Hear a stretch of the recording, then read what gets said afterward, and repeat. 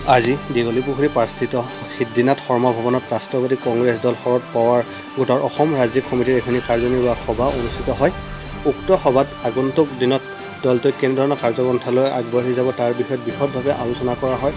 লগতে এখন 17জনীয়া পূৰ্ণাংগ কমিটিও গঠন কৰা হয়। উক্ত সভাতে পূৰ্ণাংগ কমিটিখনৰ সভাপতি হিচাপে নিৰ্বাচিত হয় যতীন্দ্ৰনাথ বৰা, উপসভাপতি হিচাপে নিৰ্বাচিত হয় মহম্মদ কফিলউদ্দিন আহমেদ, ৰবীন চন্দ্ৰ কছাৰী, সাধাৰণ সম্পাদক হিচাপে পৰশ বৰুৱা নিৰ্বাচিত হয়। লগতে কোষাধ্যক্ষ হিচাপে অনুপ্ৰতিম বৰবৰুৱা নিৰ্বাচিত হয়। লগতে বিভিন্ন কেইগৰাকী সদস্যকো মনোনীত কৰা হয় উক্ত সভাতে।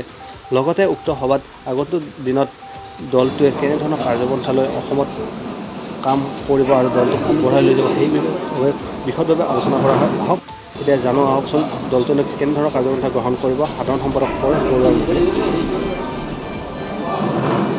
ধন্যবাদ। আজি আমাৰ সিদ্ধিনাথ শৰ্মা ভৱনত ৰাষ্ট্ৰীয়তাবাদী কংগ্ৰেছ দলৰ শৰদ পাৱাৰ গোটৰ এখন প্ৰতিনিধিত্বমূলক সভা অনুষ্ঠিত হয়। এই সভাতেই আজি পূৰ্ণাংগ পৰ্যায়ত NCP দল শৰদ পাৱাৰ গোটৰ ৰাজ্যিক কমিটিখন গঠন কৰা হয়। ৰাজ্যিক কমিটিখনত সভাপতি নিৰ্বাচিত হয় শ্ৰী যতীন্দ্ৰনাথ বৰাদেৱ, উপসভাপতি হিচাপে কফিলউদ্দিন আহমেদ আৰু ৰবীন কছাৰী, আৰু সাধাৰণ সম্পাদক হিচাপে পৰেশ বৰুৱা আৰু কোষাধ্যক্ষ হিচাপে অনুপ্ৰতিম বৰবৰুৱা সহ মুঠ 17জনীয়া এখন পূৰ্ণাংগ কমিটি গঠন হয়। আৰু এই কমিটিয়ে অনাগত দিনত দলৰ সাংগঠনিক স্থিতি সবল কৰাৰ ক্ষেত্ৰত ভূমিকা গ্ৰহণ কৰিব আৰু লগে লগে অসমৰ ৰাইজৰ যি মৌলিক সমস্যা এই সমস্যাসমূহ সততে চৰকাৰৰ ওচৰত দাঙি ধৰি তাৰ সমাধানৰ কাৰণে দলে কাম কৰি যাব।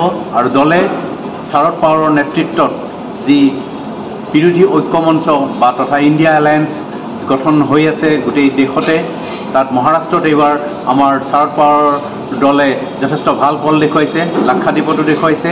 ইতিমধ্যে তেখেতসকলৰ নেতৃত্বত যি আমাৰ দল আগবাঢ়ি যাওঁ বুলি আমি আশা কৰিছোঁ। আৰু সেই শৰদ পাৱাৰে অনাগত দিনত দেশক এখন সুস্থ গণতন্ত্ৰ তথা সুস্থ সমাজ গঢ়াত এটা বলিষ্ঠ ভূমিকা ল'ব বুলি আমি তেখেতৰ ওপৰত আস্থা ব্যক্ত কৰি অসম ৰাজ্যিক সমিতিয়ে অনাগত দিনত অসমতো যাতে আমি ভৱিষ্যতে ভাল ফল দেখুৱাব পাৰোঁ দলৰ তৰফৰ পৰা, তাৰ কাৰণে আজি সৰ্বসন্মত সিদ্ধান্ত গ্ৰহণ কৰা হয়। আৰু এইখিনিয়ে আজি আমাৰ যি আপোনাৰ প্ৰতিনিধিত্বমূলক সভা আছিলে তাৰ মূল উদ্দেশ্য। ধন্যবাদ। প্ৰথম কথাটো হ'ল আমি দলৰ মাজত যিটো ৰাষ্ট্ৰীয় পৰ্যায়ত বিভাজন হ'ল এইটোক আমি সমৰ্থন নাই কৰা, আমি এইটো নিবিচাৰোঁ।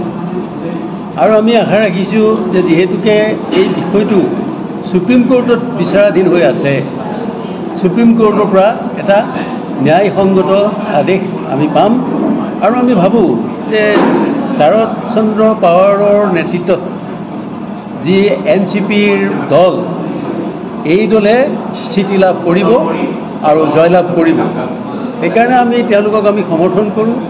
আৰু শৰদ চন্দ্ৰ পাৱাৰৰ নেতৃত্বাধীন এই NCP দলৰ লগত আমাৰ শৰৎ চন্দ্ৰ সিংহদেৱৰ এটা সম্পৰ্ক আছিল।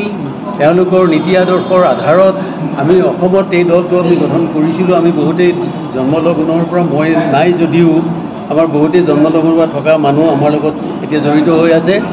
গতিকে আমি এই দলটোক এক কৰি আগবঢ়াই নিয়াৰ ক্ষেত্ৰত আমি ভূমিকা গ্ৰহণ কৰিম। এইখিনি